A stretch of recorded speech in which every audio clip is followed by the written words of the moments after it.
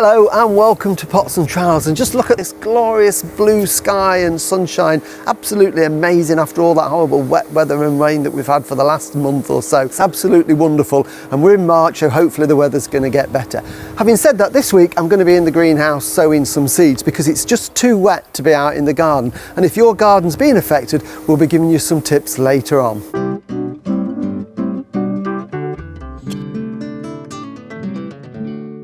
Well, at this time of the year, once we get into March, everybody's itching to get out into the vegetable garden, start planting and sowing, but it really is too cold still. It's too wet to put all of these vegetable seeds in. So we're going to hang fire. I don't sow anything really until April, but stay with us because we're going to hold your hand and take you through the gardening year and be doing lots of vegetable sowing later on. But some things you can be doing now are undercover. If you've got a little greenhouse or a polytunnel or even a warm windowsill, we can be sowing things like tomatoes, we can be sowing pepper seed to give them a head start. And even though packets often say you can start sowing in January, that's fine if you're going to grow them in a really warm environment. But if you're intending to grow tomatoes to put in a cold greenhouse, a polytunnel, or even outside on a warm patio, you don't want plants until the middle or the end of May. So starting now in early March is plenty early enough to do it. So we're going to sow some seeds. Tomatoes are really easy to grow, and I love them because a freshly picked tomato straight from your plant in the summer tastes absolutely wonderful and is far better than anything you can buy. So it's worth having a go, and there's all different types, you know, the sort of ordinary tomatoes we get, you know, cherry tomatoes, we can get stripy tomatoes like Tigerella, yellow tomatoes, so there's a whole range of different ones that we can sow. I'm going to sow this one today. This is one called Shirley. It's an F1 hybrid. It's a really good, reliable one, got a good disease resistance, and these will be plants that, as I said earlier, will go into the polytunnel about mid-May time. What does F1 hybrid mean? Is that just how it's been bred? Or? That's a good question, Sean. An F1 hybrid is a hybrid, and it is two parent plants that are crossed together to make the new plant. So that cross has to happen every year. So if you take the seed off a Shirley tomato fruit, it won't really be a Shirley, it will revert back to one of the parents. So, but it gives them a bit more vigour and the disease resistance, which is great. So if I just show you the seeds there, you can see they're quite small seeds there, but they're going to turn into strong plants. So what we need, just dropped a seed there, what we need are pots to put them in. You only need a small pot to start the seedlings off. We're only going to have probably 6 or 8 plants in there to start with, so a little pot like that. But I like to use terracotta pots if I can, but you don't have to, simply because these are porous and they breathe and they don't get waterlogged. So it's really simple. A little bit of compost on there, and then we just level that off by hand, and we need to lightly firm it, and it is worth spending just a little bit of time getting this right. You can use the base of another pot if you want to, or I've got this little wooden press and I'm just going to firm it down very lightly.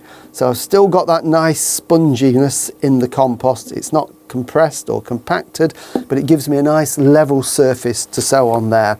And then I'm going to sow the seeds. So that's the one that I dropped, and literally in this I'm going to put maybe just half a dozen or 8 seeds. So put them onto my hand like that, and we can see they're nice and small, and then it's just carefully spacing them out. We don't want to sow them all into a clump for the simple reason then they're going to be overcrowded, but if I space them out, it means when they germinate, each seedling will have exactly the same amount of space, or roughly the same amount of space.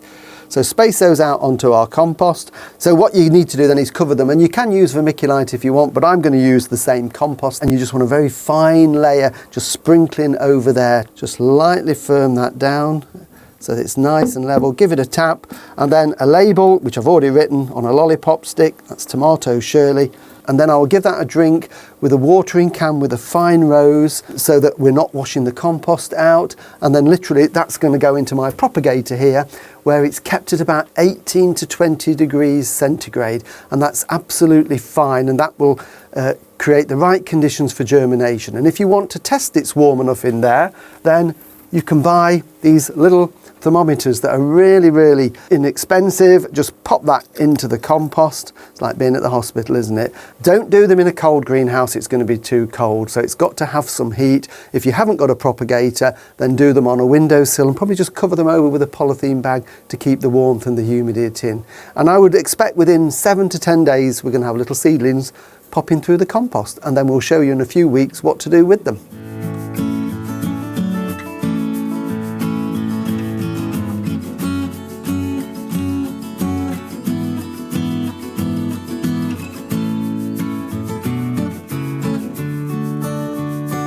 Well, we've had a really, really wet time, and I know some parts of the country have had terrible floods, and gardens and land and houses are flooded, which is really horrible. But I think everybody's garden has been wet and still is really too wet to do much work outside. If your garden is flooded, then you can't do anything, unfortunately, until the rain has gone. But then once you feel that it's fit to walk on the ground, and by that I mean you don't sink and it's not too squelchy, you can get out there and just do a little bit to try and dry it up. Of course, what's the best thing is a day like today when the sun's shining and we've got a bit of breeze. It's amazing how that will dry the garden up, but we can also help a little bit. And we can see sort of just here on this bit of garden, most of our garden is drained well, but under the pergola where we've got this path, it gets compacted, and the ground here is quite squelchy, simply because we walk on it all the time. So what I'm going to do in this, when I can get on it, is just with a garden fork, literally, is just to push the fork into the ground, well, as deep as you can really, at least 6 inches in, and to make some holes. And then what that will do, it will help with the surface drainage, but more importantly, it will get some air down to the roots and help the grass recover. And this will be fine. It looks a bit sparse and thin at the moment. With a week or two of dry weather, it will really perk it up and make a big difference. If you've got areas of the garden again where it's really wet, and again this is quite compacted, this piece of ground here, there's actually even a little bit of water just standing in the gully, then again what I'm going to do with the fork, and only do it if you can get on there without churning it up, if you can't leave off, is to push the fork in and just ease it up a little bit. And what that will do again, it will just get to any hard layers and it will just help that water to drain away and get some air down into the soil. So if you can just get some air into the soil and help that water drain away, it will make a big difference to the soil and mean that in a few weeks' time you can do some proper gardening. Well, thanks for joining me in the garden this week. It's been great to be out in the sunshine and not the pouring rain. Please tell all your friends about it, get them to like it and follow us. Let's get a big group going together through the spring so we can all garden together. We'll be back next week again in the garden when I'm going to be doing a little bit of pruning. See you then. Bye.